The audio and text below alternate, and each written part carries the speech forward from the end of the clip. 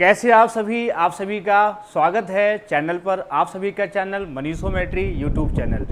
चलिए हम लोग बात करते हैं एसएससी सीजीएल जो सीरीज हम लोग चला रहे थे। आप सभी बच्चे लाइव जुड़ चुके हैं, सभी का स्वागत है। और सभी जो बच्चे पढ़ रहे हैं, जो बाद में पढ़ते हैं, बहुत अच्छे से नोट्स बनाइए, प्रैक्टिस सेट की ऐसे कॉपी बनाइए प्रीवियस ईयर क्वेश्चंस। तो 2021 का मैं सभी क्वेश्चन आपको सोल्यूशन करा दूंगा। पहले क्वांट का 5 साल का, पहले 22 का मैंने करा रहा हूँ, 21 का हो गया है, 20 का फिर होगा, फिर 19 का और फिर 18 का, है ना, फिर 17 का। ये 5 साल में पूरा क्वांट का क्वेश्चन आपको सॉल्व कराऊंगा और फिर एडवांस के क्वेश्चन 5 साल के। पूरी कॉपी आपकी भर जानी चाहिए प्रीवियस ईयर पेपर के क्वेश्चन से, है ना। और हम लोग जो बच्चे ऑफलाइन प्रैक्टिस करना चाहते हैं मैथमेटिक्स की, देखो सीजीएल मेंस का मैं प्रैक्टिस चला ही रहा हूँ। एसएससी की एसटी हो रही है, मेंस की कोचिंग में डेली हो रही है। आप 11:30 बजे आकर के एसएससी मेंस की एसटी ज्वाइन कर सकते हो। और अब एसएससी प्री की भी हम स्पीड टेस्ट पर डे वाला, जैसे अब हफ्ते में एक बार नहीं, पर डे वाला आप ज्वाइन कर सकते हो। जीएस की एसटी आपको देनी है, डेली जीएस की एसटी आपको मिलेगी। आप रोज जीएस की एसटी करो आकर के। मेरे पास सभी फैकल्टी अवेलेबल हैं लखनऊ में।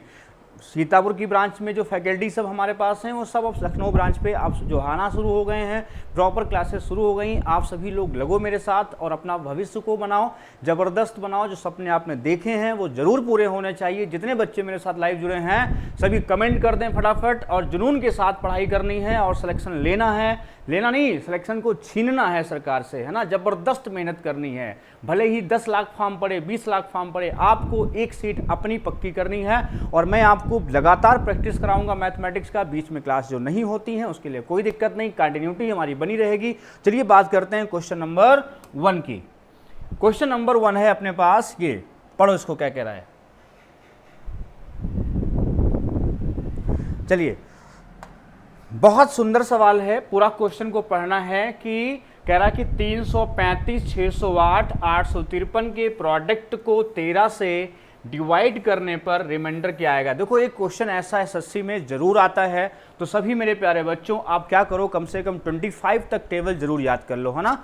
अगर नहीं याद होती हैं तो डेली रिवाइज करो, कुछ खाली समय में बैठो और उनको 25 तक टेबल को लगातार प्रैक्टिस में करते रहो कि एकदम से कोई टेबल आया उसको आप डिवाइड कर सको, एटलीस्ट गलत ना होने पाए, है ना। क्योंकि आसान सवाल ही पेपर में गलत होता है अक्सर।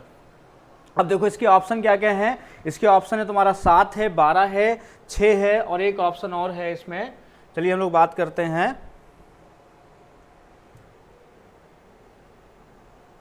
है ना। इसका पहला ऑप्शन देखो मैं लिखे दे रहा हूँ 7 है, दूसरा ऑप्शन 12 है, तीसरा ऑप्शन तुम्हारा 6 है और चौथा ऑप्शन 5 है। ये 4 ऑप्शन है। अब देखो ऐसे क्वेश्चन कैसे सॉल्व करते हैं। कभी भी रिमाइंडर की बात अगर करे, सभी लोग ध्यान समझना, अगर कभी भी रिमाइंडर की बात करे, शेषफल की बात करे, तो समझ लेना कि हर चीज के 2 शेषफल होते हैं। एक निगेटिव होता है, निगेटिव शेषफल रिमाइंडर होता है, और एक पॉजिटिव होता है। एक निगेटिव होता है और एक पॉजिटिव होता है ना, निगेटिव और पॉजिटिव। जैसे हमने कहा 22 को 7 से डिवाइड करो तो रिमाइंडर कितना आएगा, तो आप कहोगे एक तो 1 आएगा, एक कितना आएगा 1 आएगा। दूसरा अगर हम बात करें, दूसरा रिमाइंडर कौन सा आएगा, वो माइनस का आएगा, वो भी 6 आएगा।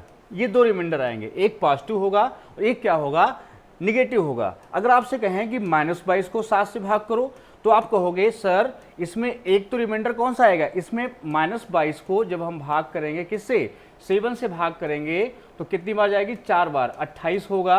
कितना बचेगा यहाँ, माइनस क्या हो जाता है, प्लस हो जाएगा, क्योंकि माइनस करेंगे, -4 बार जाएगा, -28, तो यहाँ बचेगा 6। तो यहाँ प्लस का 6 रिमाइंडर आएगा। कितना आएगा, प्लस का 6 रिमाइंडर आएगा। और ऐसे भाग करेंगे तो माइनस का 1 आएगा, लेकिन वो माइनस का 1 चूंकि पॉजिटिव होता है इसलिए यहाँ पर हम इसको सही मानते हैं, यहाँ पर इसको सही मानते हैं, और यहाँ पर हम लोग इसको सही मानते हैं, पॉजिटिव इसको सही मानते हैं। बात समझ गए। अच्छा, और क्या चीज़ होती है, ध्यान समझना। अगर कभी देखो, अगर आपसे कहता है, ध्यान समझिएगा, अगर आपसे कभी कहता है कि 24 को जो है 5 से डिवाइड करो, रिमाइंडर कितना आएगा, आप कहो सर 5 से डिवाइड करोगे कितना बचेगा, 4 बचेगा, कहो 4। अब आपसे कहे कि बताओ भाई 24 गुणे 36 को 5 से डिवाइड करो, अब रिमाइंडर बताओ, तो यार यहाँ पर गुणा वुणा मत करना।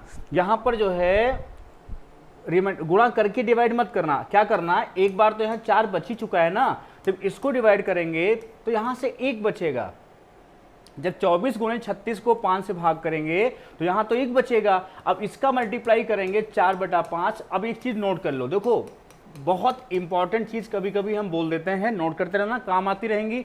कभी भी जो है अगर ये क्या होता है, डिविडेंड होता है, ये डिवीजर है, भाजक जो है इसे भाज्य है, भाज्य जो है अगर जो है लेस देन भाजक है,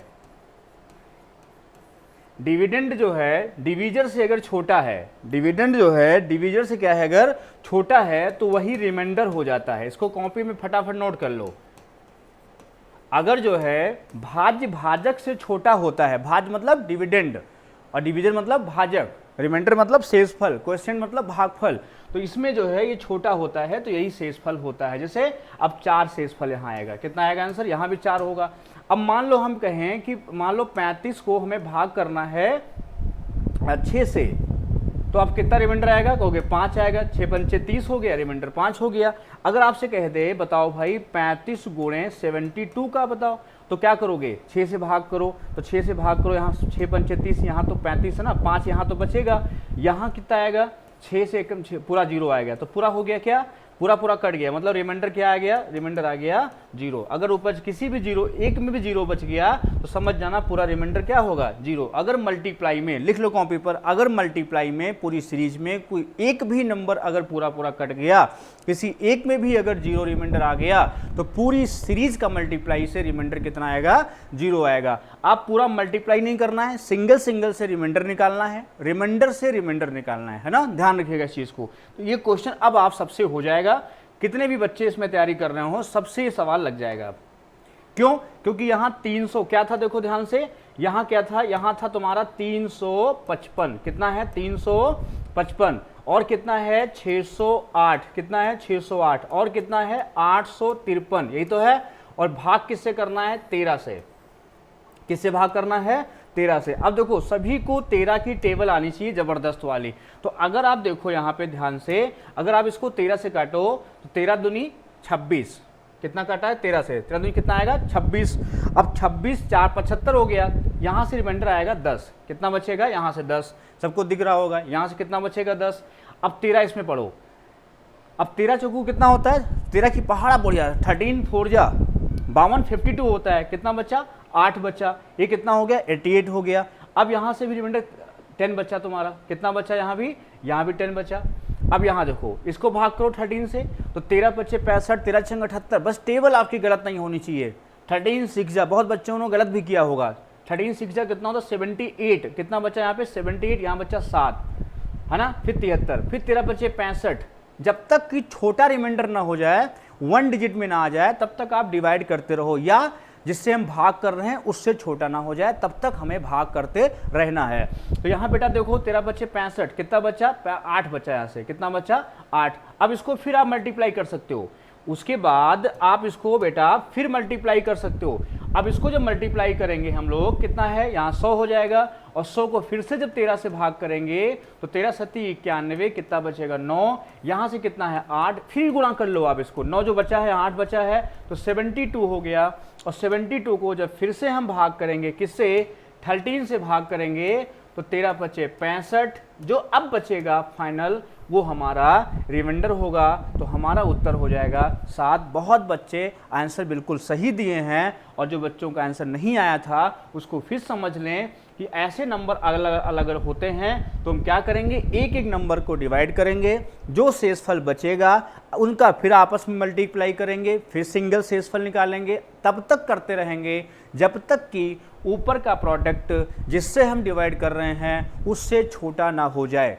जब वो छोटा हो जाएगा तो वही भागफल होता है, वही क्वोशिएंट होता है।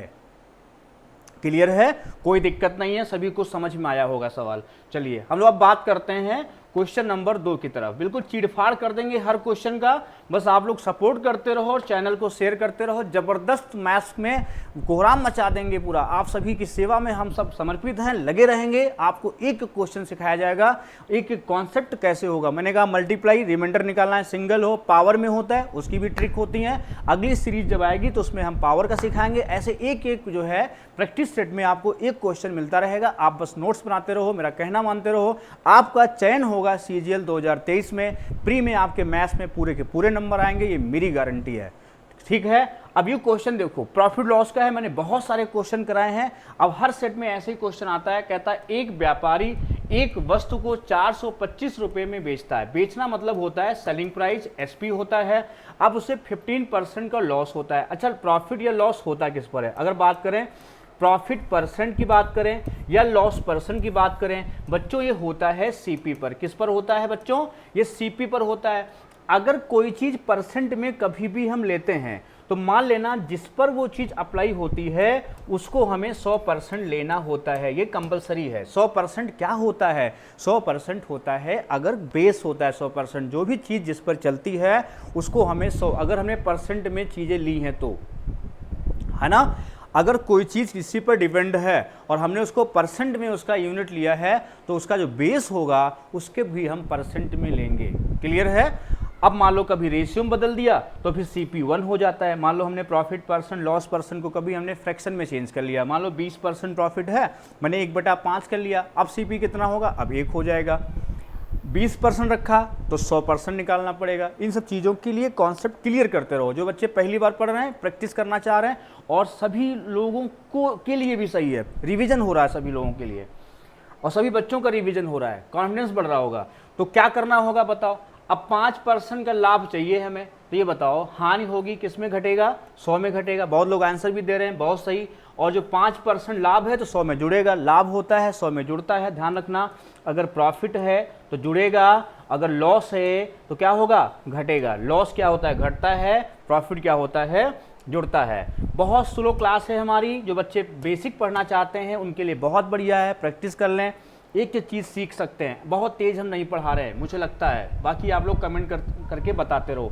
तो 15% का लॉस है, मतलब अगर हम बात करें तो ये 85% का मान कितना दिया है? 425 दिया है। बस कैलकुलेशन कभी गलत मत करना। और हमें कितना चाहिए? 105% का मान चाहिए। कितना मान चाहिए? हमें 105% का मान चाहिए। तो 17 से डिवाइड करो, 17 × 5 = 85 हो गया। यहाँ 17 से काटो, 17 दूनी 34 हो गया, और 34 और 17 × 5 = 85, ये भी हो गया। 5 से काटो, 5 × 25 हो गया। अब देखो 105 को 5 से गुणा करना है, तो 100 को 5 से करो तो 500 हो गया, और 5 को 5 से करो तो 25 हो गया। पूरा आंसर आ गया 525। ऐसे कैलकुलेशन धीरे धीरे स्टार्ट करोगे, एक दिन आपका कैलकुलेशन बहुत तेज हो जाएगा। फिर चीज़ ओरली करोगे। ये सवाल सभी के लिए आसान था जो बच्चे इंग्लिश मीडियम है, ये पढ़ रहे हैं। A trader sells an article for 4 to 5 rupees and losses 15%, at what price in rupees should be sell the article to earn 5% profit. ऐसे आप लोग इसको पढ़ते रहो। अब बात करते हैं क्वेश्चन नंबर 3 की। बहुत सुंदर सवाल है, इसको पढ़िए क्या कह रहा है ना। देखो क्या कह रहा है, समझो।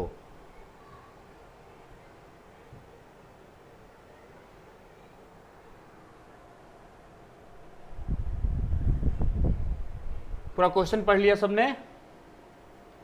आपको मौका देता हूं कि आप क्वेश्चन पढ़ लो और कमेंट करते रहो, जिससे आपको समय मिलता रहे। चलिए, पढ़ लिया होगा सभी ने सवाल। क्या कहता है? ABC एक काम। टाइम एंड वर्क के क्वेश्चन इतना आसान आता है, बहुत आसान सवाल आता है, आप सभी कर सकते हो। कहता है कि ABC can do a piece of work in 8, 10 and 12 days respectively. After completing the work together they received 555 rupees. What is the share of B in the amount received? अब ध्यान रखना यहाँ पर कि अगर कभी ऐसा सवाल आता है, अब देखो मैं आपको थोड़ा सा कॉमन सेंस की बात करूंगा। कभी किसी को अगर पैसा देना होता है, मान लो कोई काम करता है, तो कैसे, मान लो आप किसी को रखे हो काम पर, तो आप किस तरीके से पैसा दोगे? या तो डिस्ट्रीब्यूट करोगे उसने कितना काम किया है, या डिस्ट्रीब्यूट करोगे उनकी क्षमता क्या है। अगर साथ में काम करते हैं तो एफिशिएंसी देखी जाती है। जैसे आप एक ऑफिस में काम करते हो, एक वहाँ अधिकारी भी होता है, एक वहाँ मैनेजर समझो, ऐसे मैनेजर होता है, असिस्टेंट मैनेजर होता है, क्लर्क होते हैं, अदर पोस्ट होते हैं, है ना, और स्वीपर भी होते हैं। तो सब में क्या होता है, सब एक साथ काम करते हैं, एक ऑफिस में एक साथ काम करते हैं, लेकिन हमें जब पैसा देना होता है तो हम उनकी योग्यता के अनुसार देते हैं, मतलब उनकी एफिशिएंसी के अनुसार उनको हम पैसा देते हैं, है ना। बिल्कुल क्लियर बात कर रहे हैं।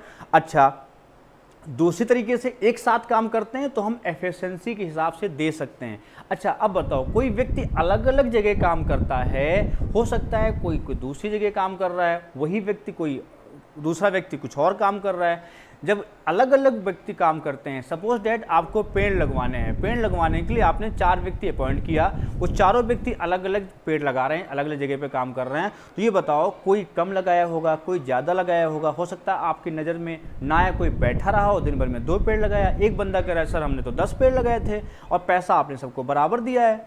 मान लो मजदूरी पे आपने 4 मजदूर रखे, एक मजदूर दिन भर में बहुत मेहनती है, ईमानदार है, उसने दिन रात मेहनत करके सुबह शाम तक दिन भर मेहनत किया, वो बैठा ही नहीं क्योंकि वो काम के प्रति समर्पित है।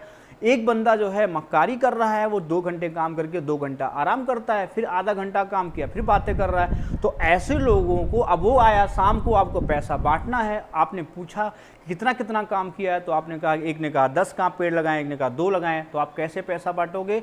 आप उस समय एफिशिएंसी से पैसा नहीं बांटोगे, उस समय उसको कार्य के हिसाब से पैसा बांटोगे। तो बिल्कुल सेम टाइम एंड वर्क में यही होता है कि जब एक साथ काम करते हैं तो एफिशिएंसी से पैसा बढ़ता है, जब अलग अलग काम करते हैं तो वहाँ पर वर्क के हिसाब से पैसा बढ़ता है और कुछ नहीं होता है।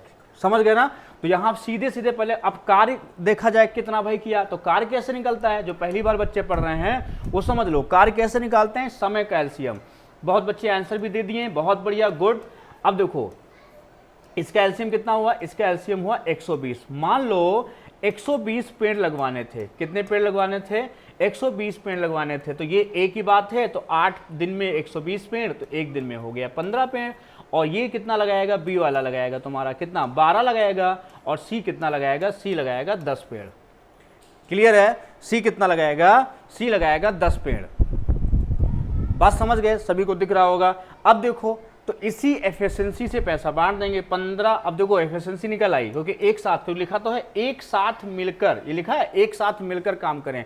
तो 15, 12 और 10 ये रेशियो बनेगा। तो 15, 12, 27 और 10 कितना हो गया, 37 हो गया। कितना हो गया, ये हो गया 37। कितना हो गया, 37। और 37 का जो मान है ये तुम्हारा है 55-50। कितना है, 55-50। सभी को दिख रहा होगा, 55-50। तो एक बार काटोगे तो ये 15 बार जाएगा, क्योंकि 15 3 45 के आसपास है, 15 7 105, 45 10 55 ऐसे काटना।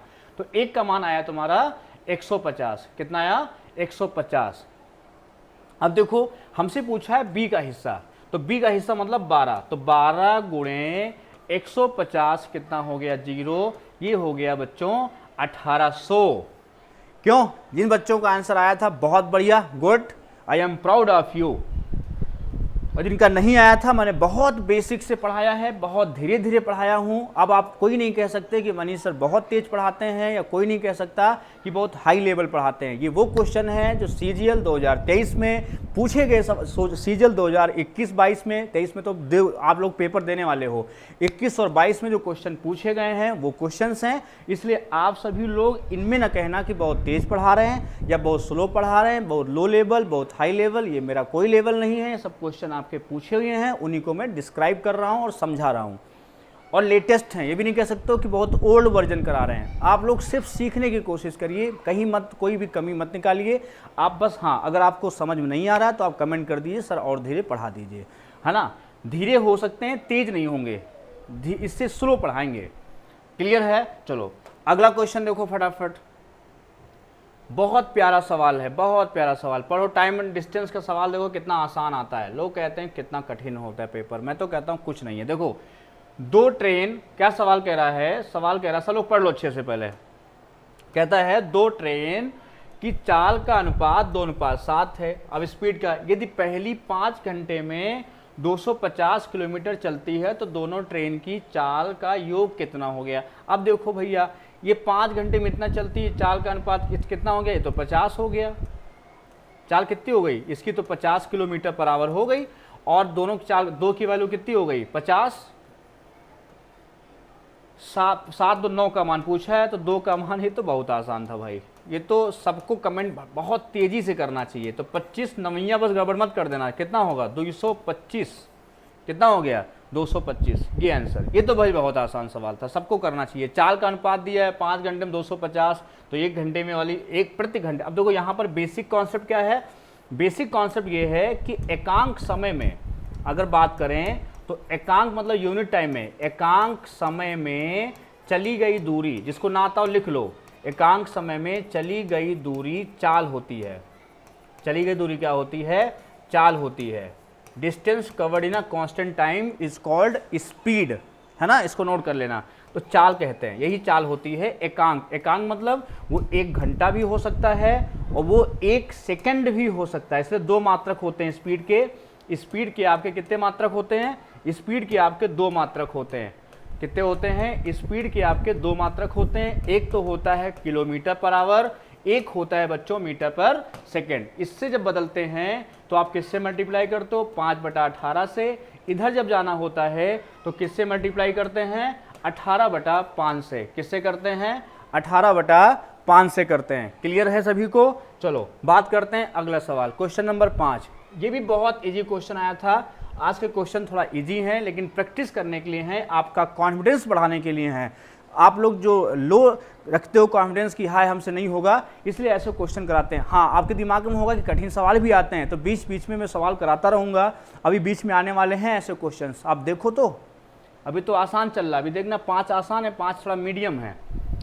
वर्तमान में AB 8 वर्ष, और जिसको अच्छे सवाल और अच्छे देखने हैं तो मेरी वेबसाइट है MMM एजुकेशनल हब। कौन सी है, यहाँ पे जाना आप, MMM एजुकेशनल हब पे जाना आप। इसकी वेबसाइट आप गूगल पे सर्च करना, गूगल पे जाना और रेटिंग भी करते रहिएगा। अच्छी लगे तो रेटिंग करना, बहुत अच्छा है ना। और वहाँ पे जाके प्रैक्टिस सेट में जाना, उसमें सर्च करना MMM educational hub practice set. उसमें आपको PDF मिलेंगे। अगर आपको प्रैक्टिस करनी है हाई लेवल के क्वेश्चंस की तो यहाँ से आप क्वेश्चन देख सकते हो। अब देखो, अब यहाँ पे क्या कह रहा था, AB से 8 वर्ष छोटा है। देखो होता क्या है, यहाँ ध्यान रखना, मैं कुछ बोलूँगा आपसे। कभी भी क्या होता है कि एज के मामले में डिफरेंस जो होता है, सम चेंज होता रहता है। क्या होता है, सम क्या होता है, सम जो होता है ये चेंज होता रहता है। लिख लो, सम चेंज होता रहता है, लेकिन डिफरेंस जो है ये कांस्टेंट रहता है। डिफरेंस क्या रहता है, ये कांस्टेंट रहता है। डिफरेंस कांस्टेंट रहता है। जैसे एग्जांपल, आज अगर मेरी एज और आपकी एज में 10 साल का अंतर है, तो हम जब 70 साल के होंगे तो उस समय आप 60 साल के होंगे। लेकिन आज अगर हमारी और आपकी एज का सम अगर 40 साल है या 50 साल है, तो आने वाले जब हम 70 साल के होंगे, आप 60 साल के होंगे, तब सम कितना होगा, तब सम 130 होगा। तो सम चेंज हो जाता है लेकिन डिफरेंस चेंज नहीं होता है। बस ये सवाल यही सिखाना चाह रहा है आपको। क्या सिखाना चाह रहा है कि अगर A पहले 1:2 है, कब, ये 4 साल पहले की बात कर रहा है, लेकिन अंतर वही रहेगा बेटा, अंतर नहीं बदलेगा, अंतर 8 साल छोटा ही रहेगा। तो वही बस रखो, यहाँ पे कॉन्फिडेंस रखो। क्या होगा, डिफरेंस 1 बराबर कितना, 8 हो गया। तो 4 साल पहले B कितना है, 16 साल का है। 4 साल पहले अगर तुम जिस एज के थे, आज 4 साल बढ़ गए हो ना, वही तो हो नहीं, 4 साल क्या हो गया, आपकी एज बढ़ गई है और आगे बढ़ते रहोगे। इसलिए सिलेक्शन जल्दी ले लो, धीरे धीरे लोग 27 साल के हो जाते हैं, 28 साल के, जान नहीं पाते हैं, उम्र बढ़ती रहती है। इसलिए जल्दी इसी साल मेहनत करके सिलेक्शन ले लो, जिन बच्चों के लिए मैं पढ़ा रहा हूँ। ये बच्चों, ये जो क्लास चल रही है सीजल 2023 के लिए चल रही है। अभी तो मैं प्रैक्टिस पेपर करा रहा हूँ, फिर आपको चैप्टर भी पढ़ाऊँगा कुछ, है ना, प्रैक्टिस कराता रहूँगा आपको। तो 16, 4 इसमें जोड़ दो, 20 वर्ष। बहुत बच्चों ने उत्तर दिया है, बिल्कुल एग्जैक्ट सही उत्तर है, बिल्कुल गुड। जो बच्चे आंसर दे रहे हैं लगातार, उनको बहुत बहुत धन्यवाद, बहुत बहुत प्यार। और जो बच्चे आंसर नहीं दे रहे हैं उनको भी देना है, मेरी बात मानो। और नहीं आंसर दे रहे हैं तो शेयर ही करो मेरा चैनल, कुछ तो करो मेरे साथ, कुछ तो कृपा करो हम सब पर। अब देखो क्वेश्चन नंबर 6 की बात कर रहे हैं। अब ये SI का सवाल है। SI में क्या होता है, देखो SI में हम सब जानते हैं कि हर साल क्या होता है, प्रत्येक साल ब्याज समान होता है। प्रत्येक वर्ष क्या होता है, सवाल पढ़ लो, प्रत्येक वर्ष क्या होता है, ब्याज समान होता है। ऐसा मैं क्यों लिख रहा हूं पता है, प्रत्येक वर्ष ब्याज समान होता है। देखो यहां बोला है एसआई पर कोई राशि 6 वर्ष में कितनी हो जाती है, 62,200 हो जाती है, और 10 साल में कितनी, 72,000 हो जाती है। तो अमाउंट का जो अंतर होता है, अमाउंट का जो अंतर होता है वही एसआई का अंतर होता है, ध्यान रखना, यही एसआई का अंतर होता है। क्योंकि जब ब्याज बढ़ेगा, सोचो आज आपने 100 रुपये बैंक में जमा किए और 20 रुपये ब्याज मिला एक साल में, तो 120 हो गया। अगले साल 20 रुपये फिर ब्याज मिला तो 140 हो गया। अब दोनों अमाउंट में कितना अंतर है, 20 रुपये का अंतर है, तो ब्याज में कितना अंतर है, 2 साल का 40 रुपया हो गया, 1 साल का 20, ब्याज का भी अंतर 20 रुपये है। तो ब्याज बढ़ेगा, वही तो अमाउंट का अंतर होता है, इसलिए अमाउंट का अंतर ही ब्याज का अंतर होता है। अब देखो ध्यान से समझना कि 6 साल में बच्चों कितना है, बोलो 6 साल में, साथ ही साथ बोलते रहो भाई, इतना है। और 10 साल में कितना है, 10 साल में है भैया 72,000। तो डिफरेंस कितना है बताओ, 62,200 अगर देखा जाए तो यहाँ पे 2 जीरो हो गया, यहाँ पे तुम्हारा जो है 19,200 आएगा। कितना आएगा, 19,200। यहाँ पे तुम्हारा 10 में 2 गया कितना, 8 हो जाएगा। 19,000 कहीं गड़बड़ कर दिए, देखो जीरो, यहाँ जीरो हो गया, यहाँ पे 10 में 2 गया, कितना गया, 8 है ना। और यहाँ कितना, 11 में 9 गया, कितना है, 11 में 2, यहाँ 2, यहाँ 6, 12,800। कितना आएगा, 12,800। ये कितने साल का अंतर है, ये तुम्हारा है 4 साल का। तो 4 साल का जो है वो 12,800 है। देखो यहाँ तो हमें कितना चाहिए, ये अमाउंट है, ये क्या है, अमाउंट। और अमाउंट होता क्या है, अमाउंट होता है प्रिंसिपल प्लस एसआई। तो हमें तो अभी एसआई पता है, प्रिंसिपल निकालना है। तो कितने साल का, 6 साल का हम पहले ब्याज निकाल लें। तो 6 साल का ब्याज कितना हो गया भैया, तो 4 से काटो, 4 3 12, 4 दूनी 8, 6 से गुणा कर लो 0, 6 दूनी 12, 19,200। अब इसमें से अगर हम 19,200 माइनस कर देंगे तो कितना आ जाएगा, 40,000। कितना आ जाएगा, 40,000। तो प्रिंसिपल पता चल गया, प्रिंसिपल कितना हो गया, ये हो गया 40,000। और 1 साल का ब्याज, 1 साल का जो ब्याज है वो कितना है, तो 4 साल का ब्याज है, 1 साल का ब्याज है 3200 रुपया। कितना है 1 साल का ब्याज, 32। अब 1 साल का ब्याज 3200 है, प्रिंसिपल 40,000 है, तो रेट कितनी होगी, तो आप सब जानते हो रेट निकालनी है तो क्या करेंगे, 3200 को भाग कर देंगे किससे, 40,000 से। तो रेट कितनी आ जाएगी, रेट आ जाएगी तुम्हारी 8%। कितनी आ जाएगी, रेट आ जाएगी 8%। देखो अगर ये सवाल क्या चेंज नया क्या कर रहा है पता है, नया कर रहा है कि अगर ब्याज की दर 2% अधिक हो, क्या बोला है, ब्याज की दर क्या बोला है, देखो ध्यान से, कहता है कि इंटरेस्ट हैड बीन 2% मोर, मतलब जो 8% है अब ये कितनी हो गई है, अब ये हो गई है 10%। कितनी हो गई अब ये हो गई है तुम्हारी 10%। तो कहता है तो राशि 76,000 कितने समय में हो जाएगी। अब देखो 76,000 बोला है, कितने समय में हो जाएगी, तो 40,000 प्रिंसिपल है, होना है 76,000, 36,000 हमको ब्याज चाहिए। तो 36,000 ब्याज किस पे, 36,000 ब्याज है किस पे, 40,000 पर। ये गुणे कर दो 100, बराबर कर दो रेट और टाइम।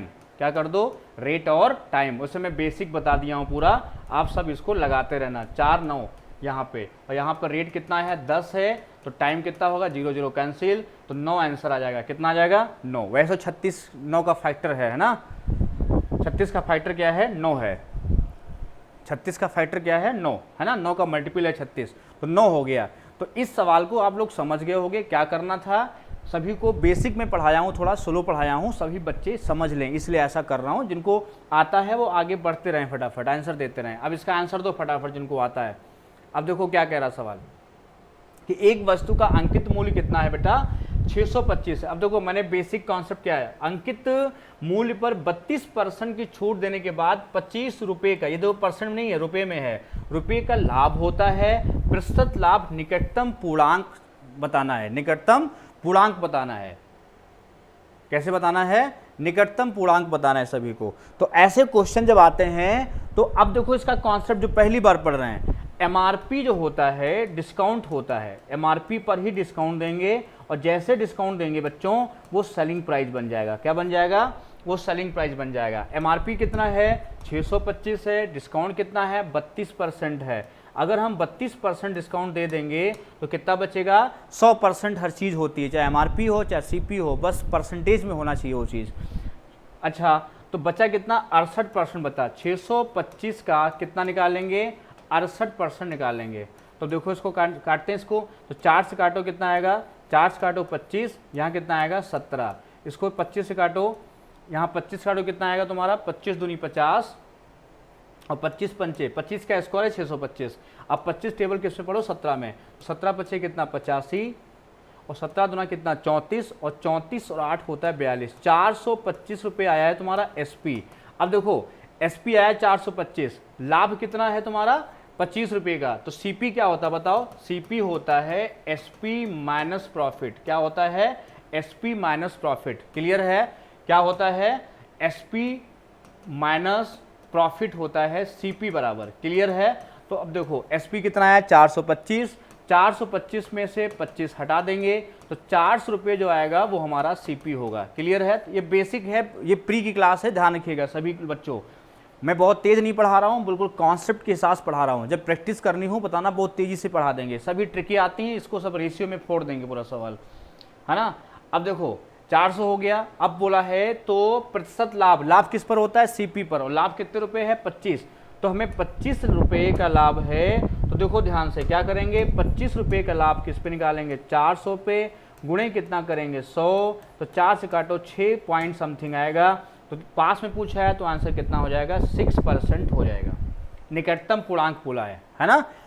क्लियर है, सभी को समझ में आ रहा होगा, कॉन्सेप्ट क्लियर। डिस्काउंट किस पर होता है एमआरपी पर, ये हो गया एसपी, डिस्काउंट के बाद एसपी बनता है, प्रॉफिट हटा देंगे तो बन जाएगा सीपी। क्या बन जाएगा सीपी। अब 25 का फायदा किस पर, किस पे 400 पे, वही हमसे पूछा था। और 125/4 कितना होता है 6 सही 1/4% होता है, जिनको वैल्यू याद होंगी, है ना। चलो अगला सवाल देखो, बहुत प्यारा सवाल है ये सवाल। तो अब देखो ये सवाल कहता है 7 का सबसे छोटा गुणज, गुणज मतलब मल्टीपल होता है, कौन सा है जिसे 8, 9, 12 और 15 से विभाजित करने पर प्रत्येक स्थिति में 5 आए। अब देखो इसका मतलब 8, 9, 7 का सबसे छोटा गुणज, अगर कभी ऐसे सवाल बोल दे किसी नंबर को लेके पर्टिकुलर बोल दे कि इसका गुणज, इसका मल्टीपल, तो सबसे पहले आप 7 से चेक कर लो कौन नंबर कट रहा है। देखो ये नहीं कट रहा, उत्तर नहीं होगा, ये नहीं कट रहा, उत्तर नहीं होगा। 7 तो 21, 4, 42 नहीं कट रहा, उत्तर नहीं होगा। पहला काम तो यही करना है, पेपर में ऐसे क्वेश्चन तो ऐसे फोड़ देना है, कुछ नहीं करना है। अगर आपको इसका कॉन्सेप्ट सीखना है, अगर इसका आपको कॉन्सेप्ट सीखना है बच्चों, तो क्या होता है आप जो नंबर कभी ऑप्शन से मान लो नहीं मैच कर रहा, 2 ऑप्शन एक जैसे हो जाए, तो ऐसी परिस्थिति में क्या करोगे आप 8, 9, 12, 15 का एलसीएम, ये तुम्हारा आएगा 320। कितना आएगा 360 आएगा। कितना आएगा 360, क्योंकि देखो 12, 15 का तो 60 हो गया, उसमें से 9 में से 3 ले लो, 60 180 हो गया, इसमें 4 2 180 का डबल 360, तो 360 के प्लस 5/7। अब के का मान जो सेटिस्फाई करेगा वही रखना होता है। के बराबर क्या रखना होता है 1 2 3 4 5 कुछ भी ले सकते हो, एसो वन। तो यहीं पर जो है ये सेटिस्फाई कर जाए, 360 है, 3 7 21, 7 लोगे 7 पे सेटिस्फाई कर जाएगा, है ना। के बराबर 7 पे सेटिस्फाई कर जाएगा।